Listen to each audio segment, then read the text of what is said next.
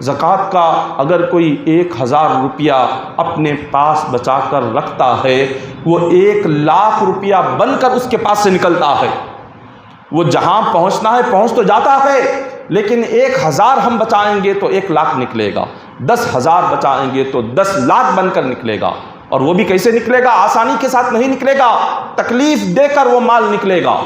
جو مال زکوٰۃ کے ساتھ نہیں نکلتا وہ مال بیماری کے ساتھ باہر آتا ہے۔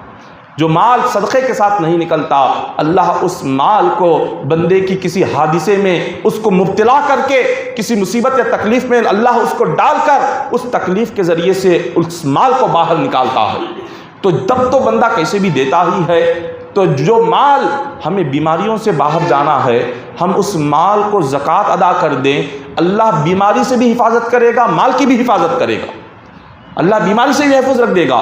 اگر کسی آپ ہاسپٹل چلے جائے، بیمار ہو جائے، وہاں پر ہم ہاسپٹل میں وہاں رہ کر اپنے جسم کے علاج کے لیے لاکھوں روپیہ وہاں خرچ کر کر آ جائیں گے، کوئی تکلیف نہیں ہوگی، خوش ہوں گے، چلو خرچ ہوا تو ہوا، میں بچ تو گیا، بیماری تو گئی، خرچ ہوا تو ہوا۔ یہاں اللہ کی راہ میں 1000 روپے اگر دینے کی باری آئی تو ایسے لگتا ہے جیسے جسم کے اندر سے کوئی روح نکال رہا ہے۔ جسم کے اندر سے ہاتھ ڈال کر روح نکالنے میں جو تکلیف ہوتی ہے، اللہ کی راہ میں دینے سے وہی تکلیف ہوتی ہے۔